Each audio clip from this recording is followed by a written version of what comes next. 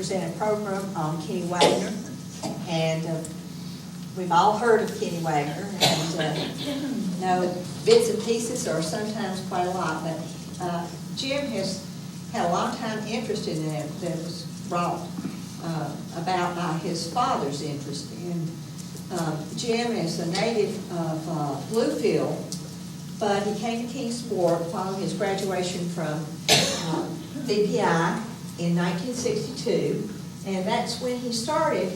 He renewed his, his daddy's interest, and has collected information over the years about Kinnie, and maybe you all will be able to add a little shred here and there too to his great collection. He's also brought a number of items for y'all to look at the end of the meeting about Kinnie. And Jim is retired from Tennessee Eastman. He has 3 children and 7 grandchildren, and so he's a busy person, and he's in retirement, and we welcome him. Thank you.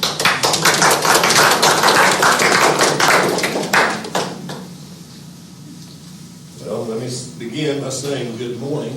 I know a number of you and cross paths with some of you. The story I have for you today, I think, is a very interesting story. There are some tragic parts of the story, as you'll learn, and there are certainly mixed feelings about this man, as I will indicate later. I think there probably are 2 very strong feelings about this person. There are those who believe he was nothing but an absolute hoodlum, and then there are those who believe that that's absolutely not true, that he was a decent kind of person. And we'll see which you think after I give you my comments, and I'll let you do any research you want to regarding what kind of person he might have been. Let me also say that please do not take my remarks as being in any way critical of any group of people who may have been involved in this. I'm really sharing with you what I have found about this man through my research, my reading, and the talk that I have had with many people about this person. So with that, let me say that 60 years ago, my father was one of 20,000 plus construction workers who descended upon the city of Kingsport to build what is now known as Holston Army Ammunition Plant. During that time, he told me about a man named Kinnie Wagner who had broken out of a Mississippi prison. This man was believed to be on the loose and on the run in the Kingsport area at that time. When I came to Kingsport back in 1962, I remembered some of the things that my father had told me, and I set out to find out what I could learn about this person. What I found, I think, is a very interesting, true story that I am pleased to share a portion of with you today. The information that I will share with you comes from 3 primary sources. First, there is a book entitled The Guns of Kinnie Wagner, written by Claude Gentry. There's a copy of it on the table over here. It's my opinion that this is the most complete and accurate account of the events in Kinnie Wagner's life. Then there's the complete Kinnie Wagner story by Pug Potter and assisted by Pete Dykes, copies of which are still available from the Daily News for $10. And there's a copy of that on the table also. The third is a series of 3 articles that come from the old state of Franklin's story about the shootout on the Holston River. I've also included a few undocumented comments that people have shared with me, and based on things that I've heard since I began looking into this. As I indicated just before I started the introduction, Based on what I've heard, there are two very different camps of feelings. Some, and I believe the minority of people, believe that Kinnie Wagner was nothing but a thug and a hooligan, and that he should have died a violent death at the hands of someone. Others, and I believe a majority of the people, believe that he was forced to do what he did, and that he should have lived and died as a free man, which he did not. It is not my intent here today to praise Kinnie Wagner or to blame Kinnie Wagner. It is only my intent to present to you the story of his life as accurately and as thoroughly as I know it. If at times in telling his story I seem to justify him, it is because the information that I have found and learned about him. I'll let each of you decide for yourself if he was treated rightly or wrongly. His life was definitely unique in the annals of crime because he was both feared and respected. He was feared because he killed a total of 5 people during his lifetime, but he was respected for his code by those who knew him intimately as being a generous and considerate person and one who was loyal to the trust that would be placed in him. Now here is the story of Kinnie Wagner as I know it. Howdy. I was born about 2 miles from Gate City on February the 18th, 1903. My mama died when I was only 6, and my pa married another lady. As a result, there's 3 sets of us kids. Since Kingsport didn't become a city until I was a teenager, we lived primarily by farming and hunting. When I was 8 years old, my pa gave me a single-shot .22 rifle, and he gave my brother Oscar a shotgun. By hunting, we provided a lot of meat for our table, and as a result, I became an expert shooter. When I was 14 years old, I made a visit to bloody Harlan, Kentucky, to visit a sister. Since Harlan was known as a mean place back then, I borrowed a pistol and I took it with me. When I got to Harlan, the town bully in me had a run-in. To show him that I weren't scared of him, I drawed my pistol and I shot myself in the foot. This was the first of 7 gunshot wounds that I would receive in my life.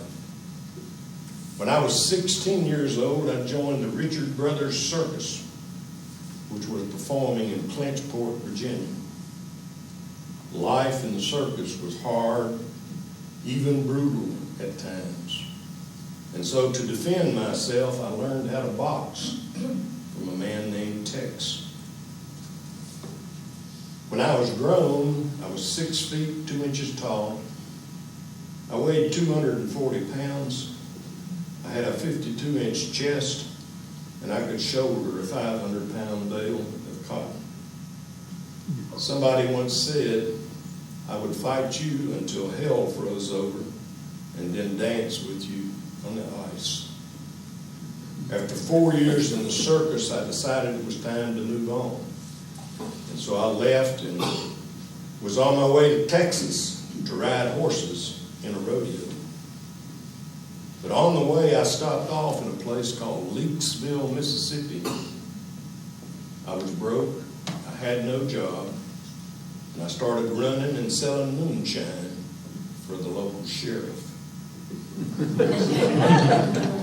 This was the beginning of all of my problems with the law. When the revenuers started to move in on the bootlegging sheriff that I worked for, he decided it was time to get me out of the way. So he got a cheap watch planted on me and had me arrested. And he put me in jail in Leakesville, Mississippi on October the 8th, 1924. After spending about a month in jail, I decided it was time to move on, since I didn't steal no watch. So I broke out of jail, and I went to McLean, Mississippi, where I met a friend. We had planned to leave the States and to go to Mexico, but a posse found me and my friend at his parents' home. Instead of letting me surrender and go back to jail, the posse started shooting into the house. When I opened the back door, a deputy sheriff shot me in the stomach. That shot might have killed me, but it hit a pistol that I had in my pants. When I fell, the deputy shot me again in the back. Wounded twice, I found a shotgun, and I shot Deputy McIntosh with it as I ran out of the house. He shot at me 4 more times, but missed. When I went by Deputy McIntosh, I prayed that he would not die, but he did. And after all this happened, I got some help for my wounds, and I had planned to surrender. But an elderly lady told me that she didn't think that would be a good idea. She said they would surely hang you, boy, for killing a police officer. I thought about it for a while and concluded she was right. And so I went home to the Clinch Mountain in Virginia, and to my family and to my friends, where I was safe until April the 13th, 1925. On that day, I arranged to meet a sister and some friends in a park in Kingsport, Tennessee. You may have known my sister. Her name was Ollie Cunningham. By then, a reward of $1,000 was on my head, dead or alive. Somehow,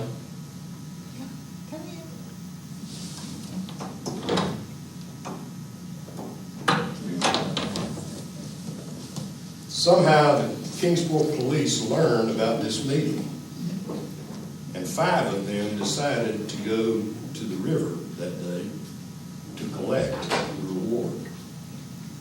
Before they went to the park near the Cherokee Ice House on the Holston River, they got fresh ammunition from the Dobbins-Taylor Hardware, and they called Hamlet Dobson Funeral Home and told them to send a hearse to the park because there's no body to pick up in the near future. When they got to the park, they split up into 3 groups, and they started shooting at me and my sister and friends. The police said that I shot first, but that's not true. I was trying my best to get away. When the gunshots stopped, 2 Kingsport police officers were dead, and a 3rd was wounded.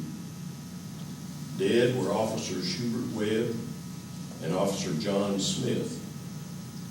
Wounded was a 3rd officer by the name of George Frazier. All of them were taken to the Riverview Hospital on Netherland Inn Road, which is now known as the Boatyard Apartments. After this, I took a horse from a young man, and I again made my way back to the mountains of Virginia. Next morning, I surrendered to a gentleman by the name of Mr. D.R. Poe in Waycross, Virginia. I told him what I had done in Kingsport, and I asked him to take me to surrender for what I had done. He and Mr. Neil Bustle agreed to take me to Gate City, Virginia, and then to Kingsport. On the way, we had a wreck with another car. Unfortunately, that car contained 3 policemen who arrested me and took me to Kingsport. When word got out that I had been taken to Kingsport, a fat dentist came to the police station and called me bad names and spit in my face. I told him when he did this that when I got out of jail, I would get him for that. After a while in Kingsport jail, they moved me to Bluffville, Tennessee. 10 days later, they tried me for murder in the first degree. 6 lawyers had agreed to defend me. The 2 main lawyers were Mr. Lyle Burroughs and Mr. George Warren. The lawyers for the prosecution were made up of people like Mr. Joe Worley, Judge Luke McCamus, and T.R. Bandy. The judge in my case was a gentleman named Guy Chase. During the trial, the law told one story, and me and my people told another.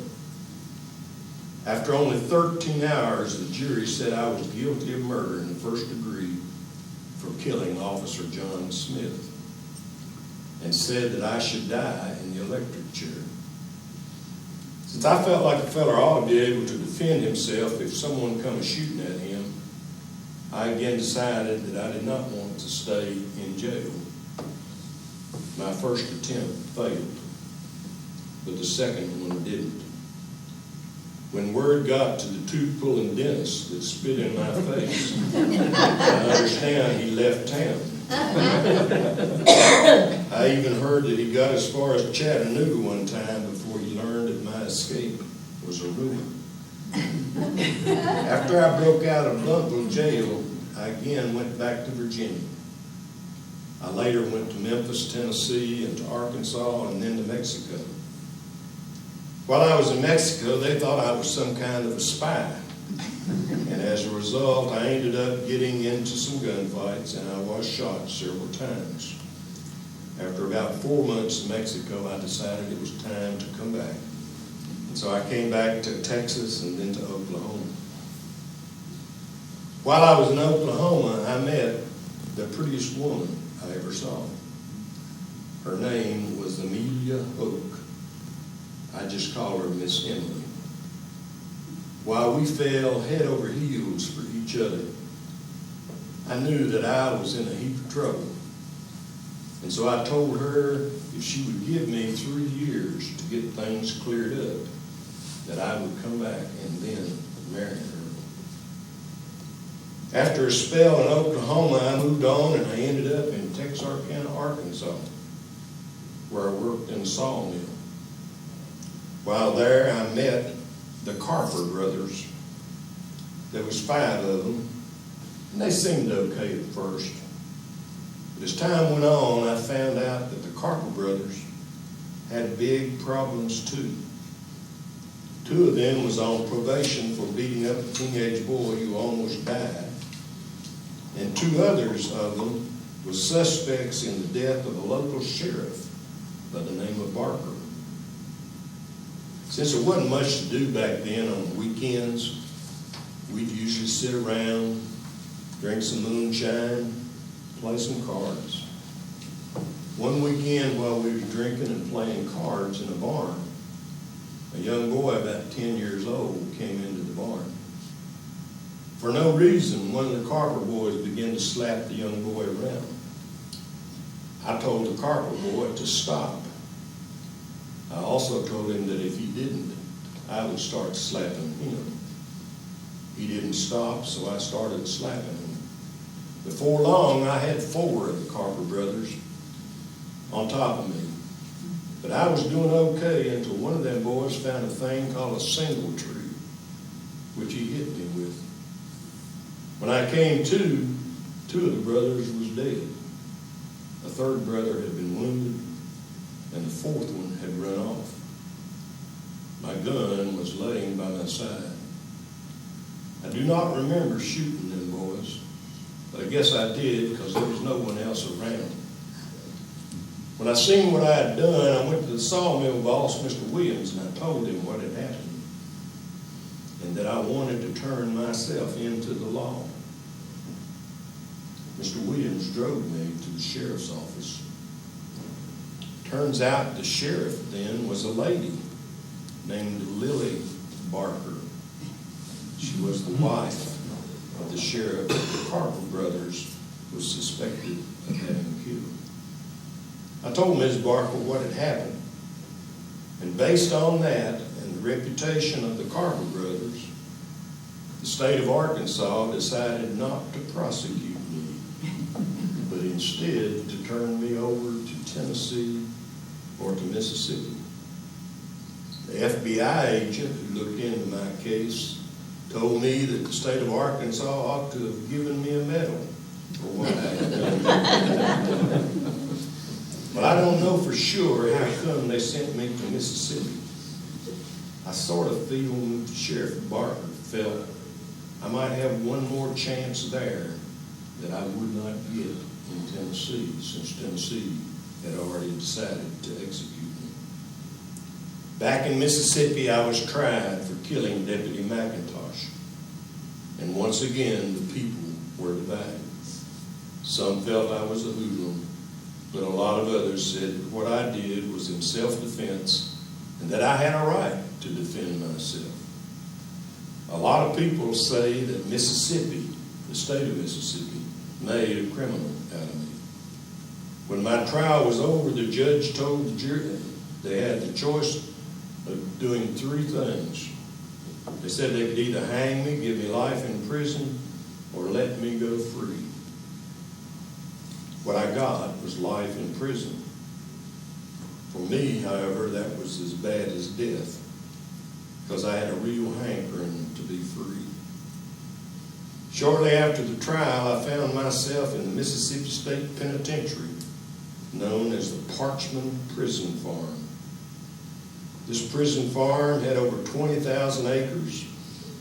It had a sawmill, it had a brickyard, it had a slaughterhouse, it had a vegetable canning plant, and it had 2 cotton gins.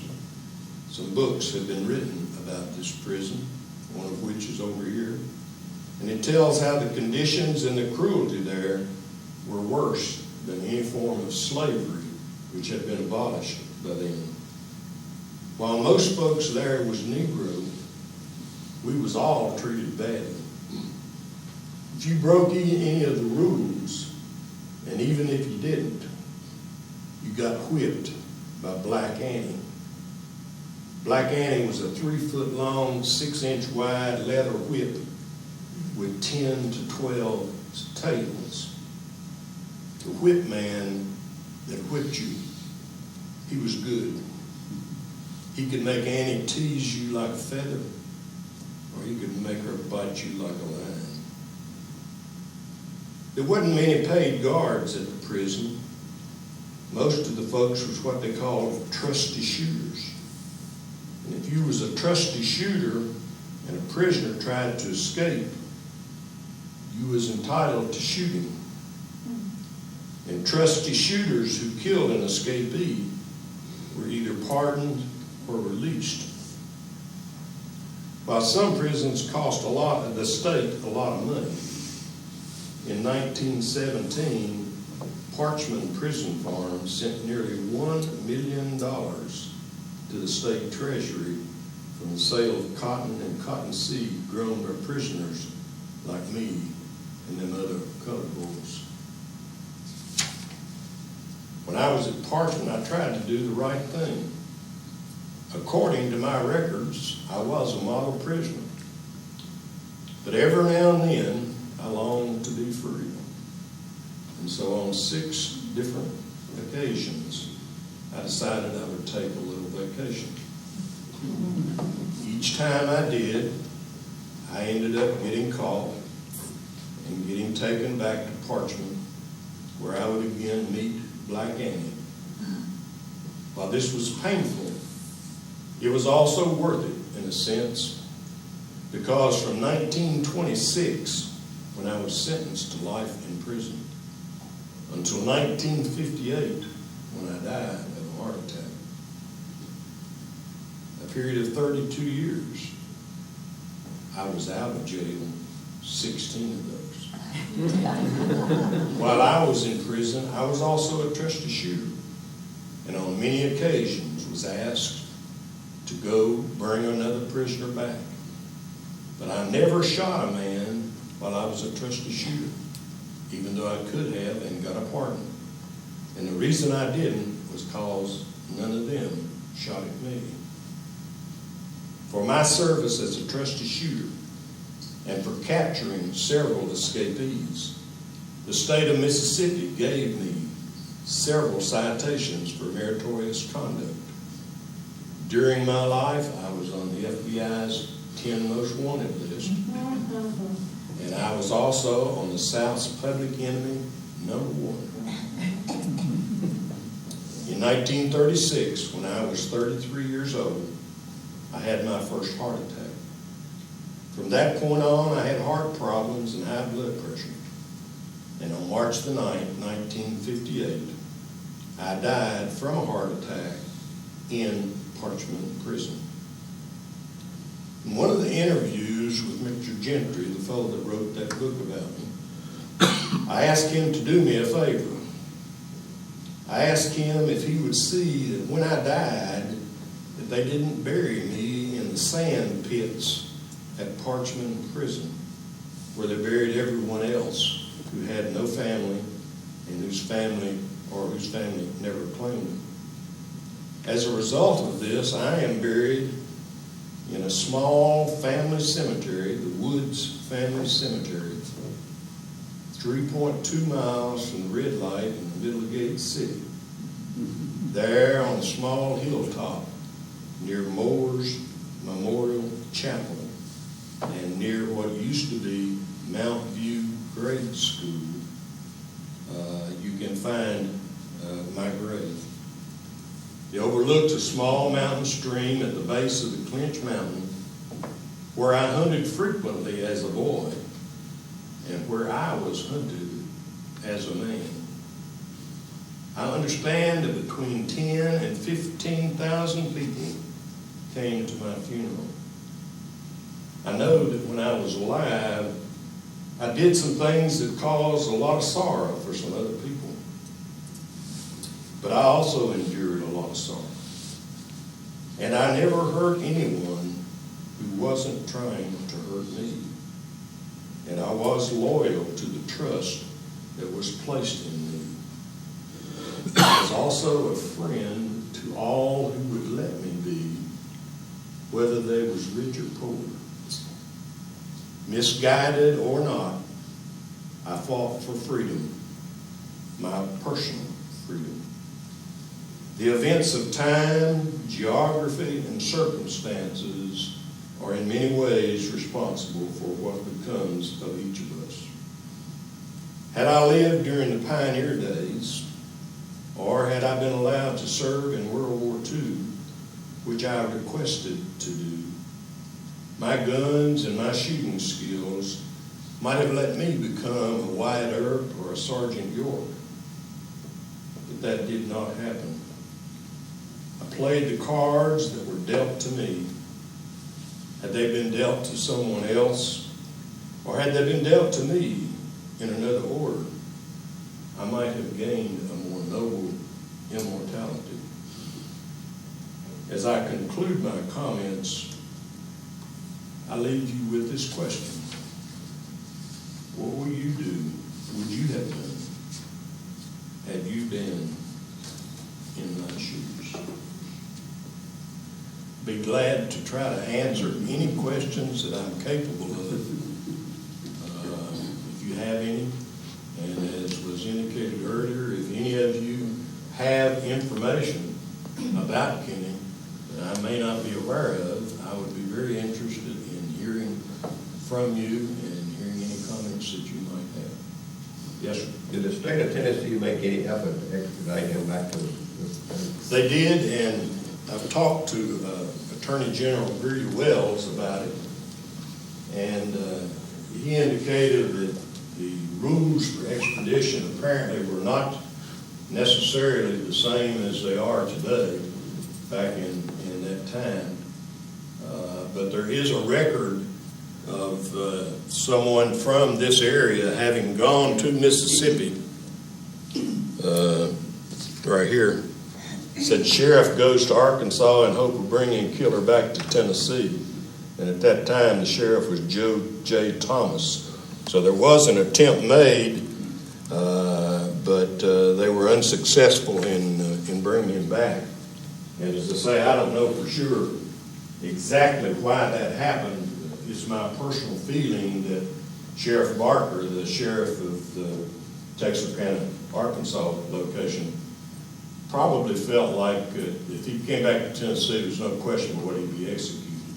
And so in an effort to give him one more chance, she arranged for him to go to Mississippi. Plus, Mississippi, so to speak, had first pick on him anyway, since that was where he committed his first crime.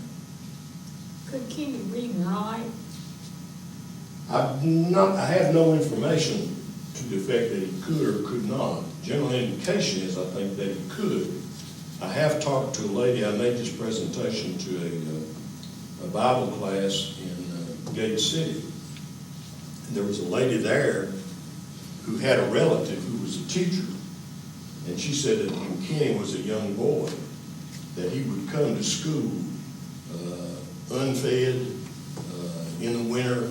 He would not have warm clothing, would be soaking wet, and that he really apparently was not well cared for by his stepmother after his father remarried. Question? You might like to know that that's man is the reason I grew up without a father. He left my mother with 3 small children and one on the way when I was 4.5 years old. And that is it's a tragic situation. It really is. And as I said, the 5 people, all of them, even though they may have been some of them bad people, it is a tragic situation. It is a true story, and it's one that a lot of it took place here in Kingsport. At the time the shooting took place here in Kingsport, it's of interest to note that the report that the Kingsport Police Department said, what they said was that they had received a call that there was a disturbance at the park near the Cherokee Ice House. It's true.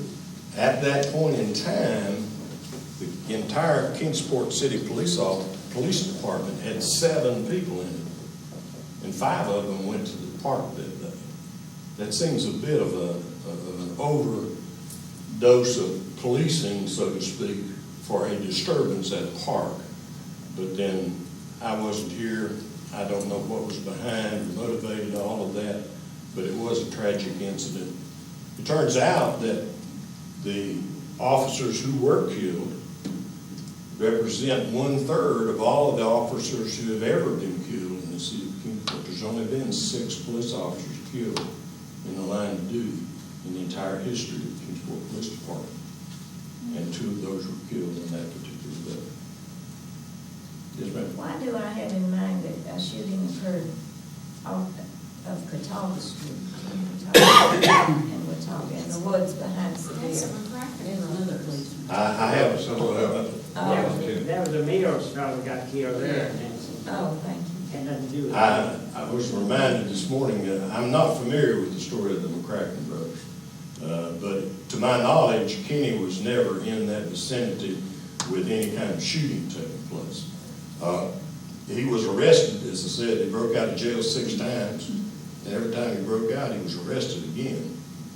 But in all of those instances, the law enforcement people that were trying to arrest him apparently did so without any kind of shooting, which I found interesting. And note in my comments, he indicated that each time he did one of these situations, he would turn himself in, or he wanted to turn himself in even on the first one, and he did turn himself in on the last 2.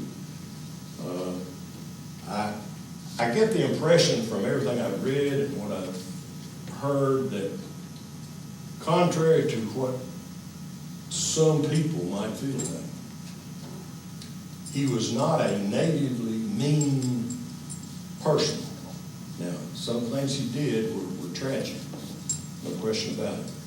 But he was not just a quote, hoodlum that was all the time looking for trouble and stayed in trouble all the time. Even though, as I said, what he did was tragic. Yes, sir. Did you know his brother? I don't know any of his family personally, and I have never talked with any of his family personally. You see, his brother retired from Eastman. Right. Kelsey Wagner. Kelsey Wagner was an employee of Tennessee Eastman. His brother Oscar Wagner was the sheriff in Scott County for many, many years That's also. the sheriff, that's correct. And he had a sister, as I indicated earlier in my comments, whose name was Ollie Cunningham. Ollie used to live in Kingsport, was quite active in the theater. She wrote frequent letters to the editor about various and sundry things. There were a couple of other brothers and sisters. I have a listing over here that shows his entire family of brothers and sisters from his father and mother's marriage, but not from the stepmother's marriage. Yes, ma'am. My sister was a friend of Mrs. Williams, and the word got around that the 3 police officers sat in a store in Kingsport planning their trip down to the park and talking about how they were going to spend the reward money. Well, there may be some truth in that. At that time, $1,000 was a lot of money. I'm told that that would be a 6-month earnings for a police officer. And whether, I feel that the people knew that Kenny was there that day. I don't think there was any question of what the Kingsport Police Department knew Kinnie Wagner was at the park. They would not have taken the number of people they took. They would have not have done the things they did, I don't believe, had they not felt that he was there. And I think they also felt that there would be a shootout that day, without any question. But I think that they figured that with the odds of 5 to 1, that surely they would prevail. As it turned out, that was not the case. And again, it was a tragic incident in Kingsport at that particular point in time. Yes, sir? I knew of a man that lived in the area where Kenny lived. And he said like he used to say, that the thing that got Kenny in trouble, he had a reputation of being one of the best marksmen in the country. He said, for instance, that they would go squirrel hunting, and he'd say, I ought to shoot the eye of that squirrel, and would. And said he would, they would have, sometimes on a Sunday afternoon, they'd be out in the country, and said they'd put him on a horse, and they'd throw up a walnut, and he'd take that pistol and shoot those walnuts out of the air, and him riding the horse full speed. So he had that reputation. I think that's true, and apparently he was an expert marksman, there's no question. That's the reason he joined the circus. Well, So that seems to be in conflict. According to interviews that the author of the book on the guns of Kinnie Wagner, he explored with Kenny whether he had ever performed as a trick shot artist in the circus. And Kenny said that was never his role in the circus. He said that he was a roustabout and that he broke horses, rode wild horses while he was in the circus. And in fact, that's what he left the circus going to Texas to do, which was to ride wild horses. And he said he never performed as a trick shot artist. Now, he was definitely, apparently, an expert marksman. I have an interest in shooting skills myself, both rifle and pistol. And it is a difficult thing to do, to be accurate. Some people seem to just have an instinct about them for doing that type of thing. I've heard stories of Kenny about where he would take a handkerchief or a bandana and wrap it around the sights of his rifle and then shoot walnuts out of a tree instinctively. And they said that he was just an expert marksman. There's no question about it. they also said that this man that I'm telling you about lived in Scott County, he's been deceased for many years, that he said that he was also an unusually skilled rider. He said he could ride standing up on a horse and then running at full speed. Yeah, there's one story in the one of the publications to the effect that on one occasion, when he broke out of the Mississippi State Penitentiary, that he rode a horse backwards through town. He got on the horse backwards and rode it through town and said that he was going to kiss the first pretty girl that he came to, and supposedly did just that. And then went on his merry way and came back to Virginia to live in the mountains. The people in Scott County apparently took care of him during those 16 years that he was out of jail. They put him up, they fed him, they let him stay with them. He babysat for their children. People that knew him. It's interesting that in spite of how terrible the Mississippi State Prison was, that prison had some really, really novel ideas. They're the first state penitentiary to institute conjugal visits. In addition to that, they instituted a program whereby if you were a good prisoner, you could get a furlough. And some of his escapes were from these furloughs. He would go along for a period of time and he would be perfectly a good prisoner. And they let him go on a furlough and he'd come back to the hills of Virginia and was even free to roam the streets as long as he was scheduled to go back and be there whenever he was scheduled to go back. In some occasions he would, in other occasions he would not. We have a lady here that I teach Sunday school in this particular room, and Ann Bacon, who is our pianist, indicated that she went to Rye Cove High School. And she said that on one occasion when they were going to school one day, that the bus driver stopped and picked this person up on the side of the road and took him a certain distance down the road and let him off, and said they learned later that it was Kinnie Wagner. So they held him in very high regard, and as I said, there were others that did not feel that way. I think the dentist who felt so strongly described it, from what I can find out, and there probably were others that did do. Yes, sir. You talked about the 16 years being out of prison. I'm a little surprised that he got back to Mississippi when he was this close to Tennessee and somebody didn't turn him in. Well, the thing I think... Folks that he knew and was around protected him as opposed to turning him in. That's the story that you heard from his neighbors, that he lived over in Scott County. And this gentleman I'm telling you about that gave me the information on it. He said that the guy was a charming fellow, that he actually could he said, I believe he could charm anybody. Oh, And he says that's the reason he could break out. He said, you never hear of other people breaking out of jail. He was able to get help. Somebody in the jailhouse helped him out. Not necessarily that was in jail with him. this is a photo of him in midlife, and he deteriorated significantly, as you can tell when you look at the article over here. But my impression is that what you say is probably true. He was a fairly suave kind of person and a charming kind of person. And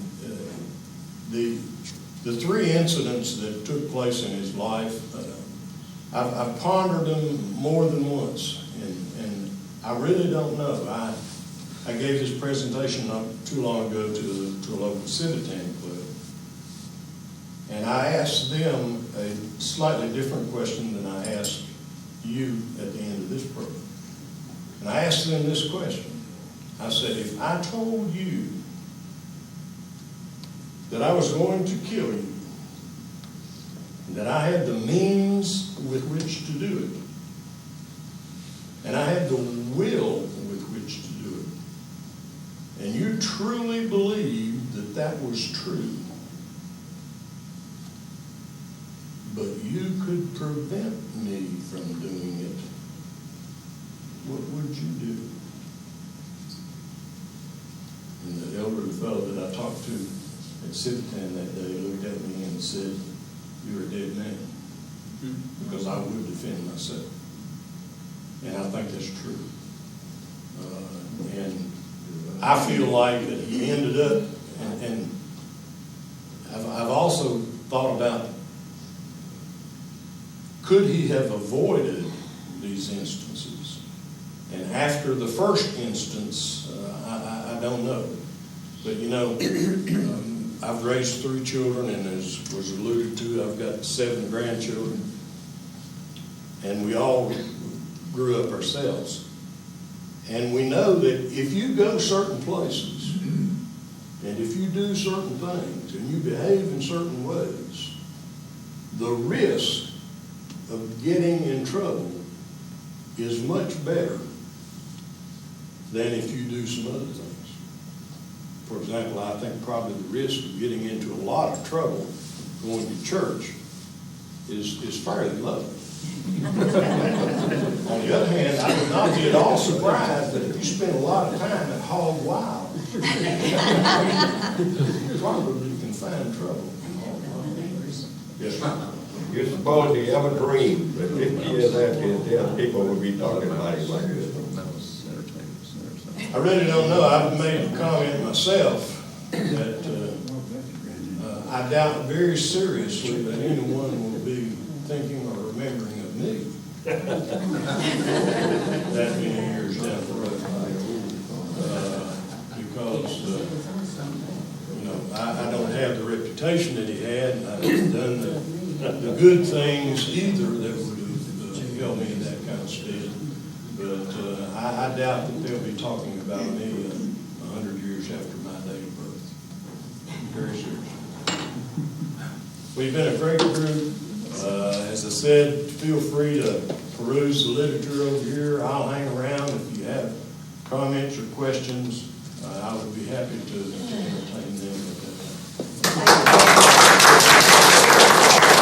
Turn it like that, they think, I believe it would be starting back around. What are you saying about Raymond?